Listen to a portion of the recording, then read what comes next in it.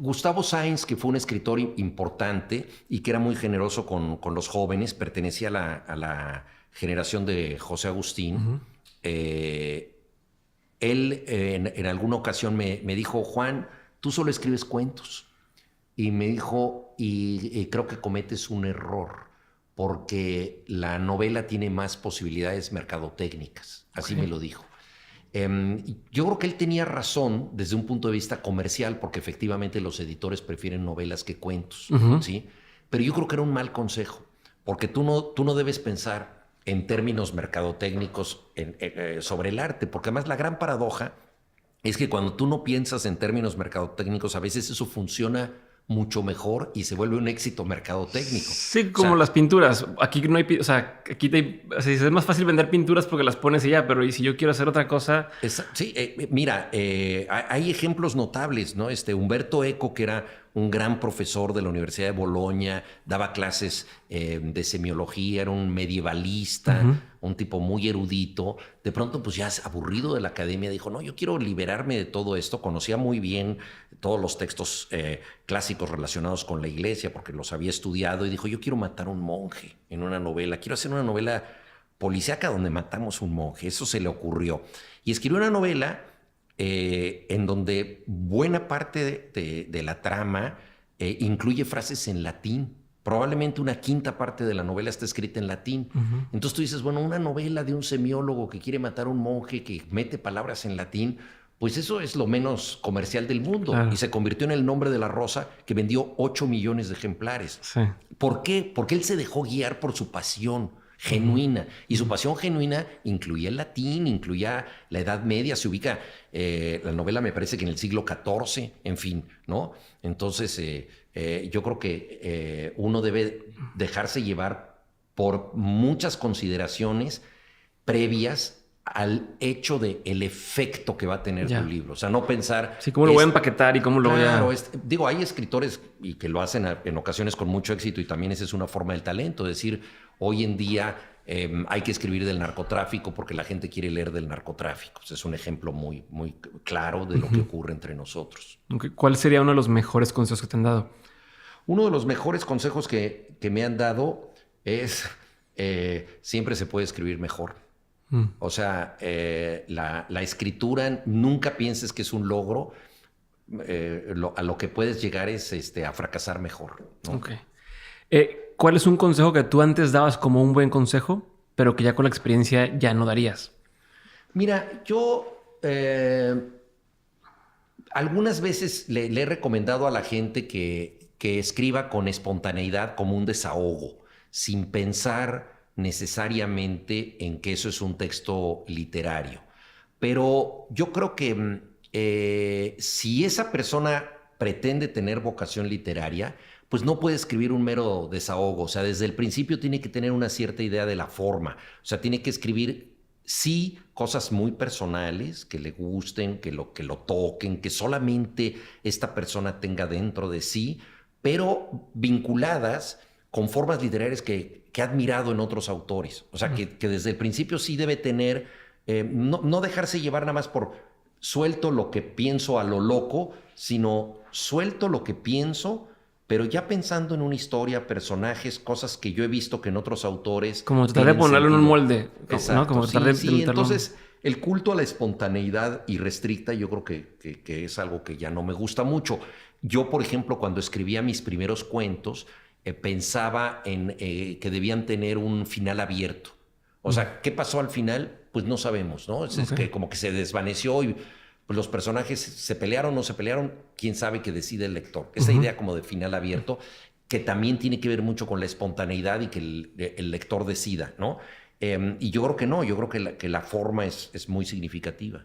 Okay, tengo una pregunta así muy particular de ¿qué crees tú que te funcionó para llegar a donde estás, en el sentido de hay muchos autores que es, escribí un libro, escribí 2 libros, escribí 3 libros, lo que quieras, pero soy autor y listo. En tu caso, pues estuviste DJ de radio, pero luego ya escribiste tus libros, novelas, crónicas, publicas en lugares, maestro, has estado en como representación de diferentes organismos. O sea, ¿qué crees que ha hecho, más allá del talento al escribir, que te haya llevado a todos estos otros espacios que si bien tocan el tema de la literatura, pero que no siempre, pues, no es un requisito ser autor para estar ahí, ¿no? No, bueno, mira, la literatura es algo que muy difícilmente se convierte en una forma de vida en el sentido económico. Entonces, yo creo que el escritor debe estar dispuesto a escribir, aunque no vaya a vivir de eso durante mucho tiempo. Nunca sabes cuánto tiempo va a pasar para poder vivir de tus libros, ¿no? Y en países como México, que no hay tantos lectores, pues esto se dificulta más. Probablemente en México hay 10 escritores que pueden vivir de sus libros, no más, o 20. Realmente es una minoría en un país de 126 millones de habitantes, imagínate nada más, ¿no? Entonces, todos tenemos que hacer otros trabajos. Y hay gente que tiene una carrera paralela, por ejemplo, que es abogado, médico, ingeniero, en fin, funcionario y aparte escritor, ¿no? Y en mi caso yo traté de tener chambas que me ayudaran sin necesariamente desentenderme de mi trabajo de escritor. Por ejemplo, tuve la oportunidad de hacer guiones de radio, hice un programa de rock que se llamaba El lado oscuro de la luna, lo cual habla de la antigüedad de este programa, porque acaba de cumplir 50 años el disco de Pink Floyd. Y entonces ese programa duró 4 años, yo escribía los guiones, entonces al escribir los guiones pues trataba de meter también cosas literarias que a mí me interesaban, que estuvieran escritos de una cierta manera, en fin, que hubiera una aportación parecida a lo mío. En museos de pronto a mí me contrataban para escribir o el catálogo del museo o incluso las cédulas del museo. Por ejemplo, el Museo Nacional del Virreinato de Arte Colonial, otro escritor, Jaime Moreno Villarreal, y yo escribimos todas las cédulas de ese museo. Pero justo ahí va mi duda, porque ahorita mencionabas, hay gente que es, oye, yo soy abogado y escribo en mi tiempo libre, pero yo hago algo que a cierto punto depende un poco de mí. En tu caso, en repetidas ocasiones son puestos que te nombraron, ¿no? O sea, ¿cómo te haces visible para esos espacios? Para que te digan, te queremos elegir a ti para que vengas a hacer esto aquí. ¿Cómo te pones en el foco para esas oportunidades? El cargo que yo tuve, que es una larga tradición mexicana, ya se ha desvanecido un poco, pero durante casi un siglo fue muy, muy importante que los escritores participaran en el servicio exterior como agregados culturales. Entonces, yo fui agregado cultural en Berlín Oriental, ¿no? Ese es el único cargo propiamente que yo he tenido. Y ese surgió porque yo estudié en el colegio alemán. Es alemán. Había traducido algunas cosas del alemán, entonces hablaba el idioma. Y había publicado ya un libro de cuentos, o sea, estaba más o menos en el medio cultural con la publicación de La Noche Navegable. Y uno de esos cuentos lo había yo leído en una lectura pública que se llamaba Encuentro de Generaciones, con Sergio Pitol, escritor muy generoso que durante 28 años estuvo en el servicio exterior, fue una gente que hizo prácticamente toda su vida literaria escribiendo en distintos países, y en ese momento él era subdirector de asuntos culturales. Entonces él vio que yo hablaba alemán, él mismo me tomó como un discípulo y dijo, Juan, a ti te va a convenir mucho irte al extranjero. Yo viví en Polonia, viví en Hungría, viví en Rusia, y eso es muy importante para un escritor, tú hablas alemán. Y además se dio una gran casualidad, y es que en la embajada en Berlín, en 3 años había habido 3 agregados, porque el embajador se peleaba con todos y quedaba un año de sexenio. Y me dijo, nadie quiere ese puesto porque va a haber problema. Exacto, todos salen volando, pero pues yo era joven y inexperto, yo no había ido a Berlín, no sabía ni siquiera si la ciudad me iba a gustar o no, pero dije, es una súper oportunidad. Y entonces fui ahí, estuve 3 años en el servicio diplomático, que también pues tenía que ver un poco con la literatura. Hice una antología de literatura mexicana ahí, en fin. Pero también me di cuenta que no era mi mundo, o sea, no quise seguir en el servicio exterior y regresé a México a trabajar en la agencia Notimex como periodista, o sea, entonces he seguido pues con todas estas chambas, ¿no? Sí, bueno, durante mucho tiempo. Siguiente pregunta, ¿qué opinión tienes que poca gente comparte contigo? ¿Qué opinión tengo? Bueno, mi opinión futbolística, porque yo le voy al Necaxa, que tiene muy pocos aficionados. Entonces creo que la mayoría de los aficionados de fútbol tienen otras pasiones, pero yo digo que el Necaxa es como la literatura para las minorías ilustradas. Buenísimo. ¿Qué es algo que la gente no sabe de ti y que si supiera le sorprendería? Uy, pues mira, no sé, yo creo que la verdad no sé no creo que sea yo una persona muy sorprendente, sinceramente. Tengo, por ejemplo, gustos domésticos raros, por ejemplo, lavar Ajá. los platos, pero eso no es algo que, pero a lo mejor la gente se asombra porque dice, pero qué pérdida de tiempo, se la pasa horas, porque además yo me tardo muchísimo lavando los platos, porque para mí se convierte como una especie de mantra con la espuma, y de pronto llega mi esposa y me dice, oye, ese plato ya lo lavaste 20 veces, ¿no? Pero es que me quedo así pensando con la espuma, Yeah. ¿no? Y entonces, pues, pero por ejemplo, tengo ese tipo de manías, me gusta muchísimo caminar, o sea, yo puedo caminar mucho, pero digo, no son cosas que realmente soy muy poco sorprendente. Yo creo que la vida de un escritor es bastante aburrida en cuanto a su cotidianidad, Ujú. pero es muy divertida en cuanto a lo que imagina, al menos eso yo pretendo. ¿Qué te da mucha curiosidad hoy en día? Uy, fíjate que yo tengo una curiosidad muy dispersa. O Ujú. sea, me da mucha curiosidad maligna saber qué va a pasar con la inteligencia artificial, que me preocupa mucho. O sea, es una curiosidad muy seria. He estado leyendo mucho sobre eso y, por supuesto, es una curiosidad llena de preocupación de mi parte, ¿no? Tengo mucha curiosidad de qué va a pasar con el fútbol organizado, porque ahora que se ha anunciado el próximo mundial en 3 continentes, que es un delirio total. Uno dice, bueno, ya hacia dónde va el deporte que a mí tanto me gusta, ¿no? Tengo mucha curiosidad por saber si va a perdurar la cultura de la letra. Esa también es una curiosidad llena de temor, ¿no? ¿En qué medida seguiremos leyendo mensajes escritos o no? Porque cuando yo empecé a escribir, pues parecía que era algo que iba a perdurar porque llevábamos tantos siglos leyendo libros. Yo espero que todavía esto continúe.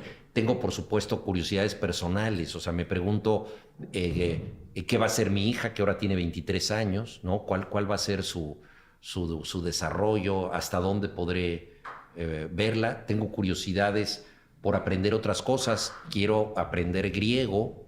Entonces, mi esposa y yo estamos a punto de meternos a clases de griego moderno, no griego clásico. Entonces, ¿Por qué griego? mira, mi esposa tiene familia griega de ascendencia, nos Ujú. gusta muchísimo ese país. Yo he ido varias veces porque afortunadamente se han publicado libros míos allá y quiero entenderlo mejor. O sea, yo quiero entender el país contemporáneo, la gente que he conocido me ha caído magníficamente, pero solamente he podido hablar con ellos en inglés o en español, Ujú. los que hablan español, que hay muchos hispanistas. Entonces es un país que me cautiva, que me fascina, que creo que tiene bastantes similitudes con el nuestro por tener una cultura antigua tan poderosa, por tener una sociabilidad muy grande, por tener una vida comunitaria y familiar muy intensa, por haber padecido políticamente mucho, por estar sometidos por países mucho más poderosos, en el caso de ellos Alemania, a la que le deben tanto dinero, y el Banco de Europa, en el caso nuestro Estados Unidos. En fin, es un país que creo que tiene claves muy importantes para mí, pero quiero conocerlo más de cerca. Entonces esta curiosidad pues me lleva a pensar, pero que debo aprender griego, ojalá llegue a hacerlo. Claro que sí. Dos preguntas más. Libro, película, documental, serie, cualquiera, no tiene que ser todo, obra de arte incluso, que haya marcado un antes y un después en tu forma de entender el mundo, de ver la vida. Bueno, a mí me gustó mucho en el cine Ladrones de Bicicletas, que es Ujú. una película maravillosa, conmovedora del neorrealismo italiano de Vittorio De Sica. Es una película entrañable en donde tú ves la necesidad de una persona por acercarse a una bicicleta como un objeto del deseo, un objeto de salvación, algo tan sencillo como eso. Y es una película conmovedora que me llevó incluso a pensar que yo podía dedicarme a escribir para el cine, ¿no? Entonces, en una época incluso estuve a punto de enrolarme en una escuela en Italia para guionistas porque me interesaba mucho el cine italiano de esa época. Aprendí italiano para poder ir allá, en fin. Esa película me marcó muchísimo. fue definitiva y cada vez que puedo la vuelvo a ver. Luego me dijiste discos. O sea, cine, música, Bueno, libros, cualquiera. Bueno, música, por supuesto, Dark Side of the Moon de Pink Floyd, que es una obra maravillosa. Es el momento en que el rock progresivo se situó de una manera ya como parte de la música clásica de nuestro tiempo, que utilizó el estudio de grabación como un instrumento más, ¿no? Con el aporte de Alan Parsons y metieron ruidos como una caja registradora, el latido de un corazón, el motor de un helicóptero como parte de la música. Además es muy poética y me gusta mucho lo que significa el título, porque el lado oscuro de la luna pues es el reverso de las cosas, ¿no? La parte que no vemos de la realidad, y ellos también aluden con esto a la locura. No siempre vemos la locura o no siempre entendemos la locura, y muy concretamente estaban aludiendo a Syd Barrett, ¿no? Que fue de los miembros fundadores del grupo y que acabó en la locura. Entonces ese disco para mí es canónico y ahora he tenido que sufrir la nueva versión que hizo Roger Waters. Perfecto. Última pregunta. De todo lo que has vivido tanto en lo personal como en lo laboral, has tenido un montón de aprendizajes. Si tuvieras que quedarte con 3 aprendizajes que quisieras tener siempre presentes, que fueran como esta brújula o este norte que marcan tu camino, ¿cuáles serían? Bueno, es difícil porque arbitrariamente uno tiene que escoger cosas aquí para no ser descortés con la pregunta, entonces quizá uno se equivoca, ¿no? Bueno, el día más definitivo, por supuesto, de mi vida es cuando nació mi hija Inés, el 22 de febrero del año 2000. Curiosamente, ese día era el centenario de Luis Buñuel, otra de mis figuras tutelares, y como ya sabes que creo en las coincidencias, me pareció muy significativo ese día. Entonces, bueno, eso marcó para siempre un cambio, ¿no? en la vida. Para mí fue muy importante el día en que Cuauhtémoc Cárdenas ganó las elecciones en la Ciudad de México como jefe de gobierno en 1997. Fue la primera vez que hubo elecciones para ese puesto y fue la primera vez que yo pensé que un candidato mío podía ganar. Nunca más un candidato mío ha ganado nada, ¿no? Entonces fue como un momento de utopía realizada, ¿no? Eso para mí fue también el descubrimiento de que la voluntad popular de la que tú formas parte puede eventualmente ganar algo, ¿no? Yo creo que eso fue decisivo. Y otro aprendizaje para mí fundamental fue cuando entré al taller de Augusto Monterroso, que fue un gran escritor. Él tenía un taller en el que solo aceptaba 3 alumnos. Había que concursar para llegar a ese taller y él era muy severo. Yo venía de otro taller en el que había tenido un maestro muy cariñoso, que me apoyaba mucho, que confiaba mucho en mí, me estimulaba mucho. Era una mezcla como de manager, ¿no? y maestro, porque siempre me alentaba, me regalaba libros, todo. Entonces era un maestro muy apapachador. Y de pronto me encontré a Monterroso y Monterroso me demostró que yo era un pésimo escritor. Y me dio 2 enseñanzas, porque primero me demostró que yo era muy malo y eso fue muy doloroso. Pero luego me dijo, mira, es que si quieres ser verdaderamente bueno, te va a costar mucho trabajo, pero vas a tener mucho mayores recompensas. Un alpinista no se puede conformar con subir una loma. Subiste una loma y dices, ya llegué al techo del mundo. No. Si tú eres alpinista, si tú eres montañista, pues tienes que conquistar el Everest. Va a ser muy difícil. Probablemente te vas a accidentar, te vas a despeñar, te va a pasar algo terrible, tal vez. Pero si logras sobreponerte a todo eso y la falta de oxígeno y todo, ahí sí vas a llegar al techo del mundo. Entonces tú estás muy lejos de ascender, pero si sigues en el camino lo tienes que hacer por eso. En el taller de Monterroso la mayoría de los alumnos dejaban de escribir, porque yo creo que más que un taller de creación era un taller de inhibición. Te sometía a este reto tan fuerte. Pero pues fue la mayor enseñanza que yo pude recibir, porque efectivamente yo era un pésimo escritor, pero si quería escribir de manera diferente tenía no solamente que superar ciertos obstáculos, sino que pensar que si los superaba, las recompensas serían mayores. Gracias. Listo. Muy bien. ¿Cómo sentiste? ¿Cómo te sentiste? ¿Bien? Perfecto, muy bien, muy bien todo. Mil gracias, estamos a tiempo. No, ya estoy bien, ¿eh? Muchas Perfecto. gracias. Muchas gracias. Una fotito. Hey, esto es un pedacito del podcast de Mentes. Puedes escucharlo completo en cualquier plataforma, seguirnos en YouTube o darle clic aquí para ver el episodio completo.